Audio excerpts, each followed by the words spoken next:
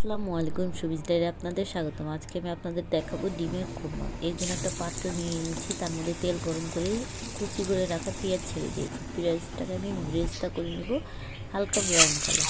তার মধ্যে পেঁয়াজগুলো উঠিয়ে তার মধ্যে দিয়ে দিচ্ছি দুইটা ডিম। ডিম দুটোকে হালকা ভাজা দিয়ে নেব। ডিম দুটো দেওয়ার সাথে সাথে নাড়া দিব যাতে নিচে লেগে না যায়। সেই একই তেলের মধ্যে আমি আবার দিয়ে দিচ্ছি কুচি করে রাখা কিছু পেঁয়াজ। এর মধ্যে দিয়ে দিচ্ছি হচ্ছে লবঙ্গ, দারচিনি, এলাচ, দিয়ে দিচ্ছি ধনিয়া গুঁড়া, সামান্য একটু মরিচ গুঁড়া, জিরা গুঁড়া দিয়ে এটাকে ভালোভাবে একটু নেড়ে চেড়ে ভেজে নেব। তার মধ্যে দিয়ে দিব একটুখানি পানি।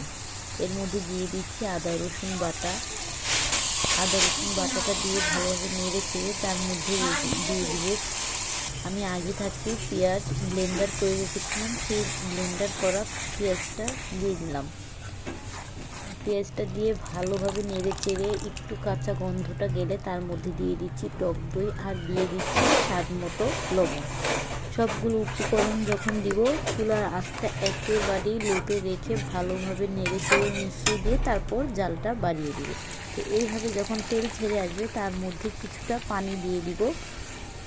পানি দিয়ে এটাকে ভালোভাবে নেড়ে চেড়ে মিশিয়ে দিয়ে কতক্ষণ কষিয়ে নেব। কষানো হয়ে এই পর্যায়ে চলে আসতে তার মধ্যে দিয়ে দিব ডিম দুইটা দিয়ে ভালোভাবে নেড়ে চেড়ে কিছুক্ষণ ঢেকে এর মধ্যে আবার রান্না করে নিব। তার মধ্যে দিয়ে দিচ্ছি 1 কাপ পরিমাণ দুধ।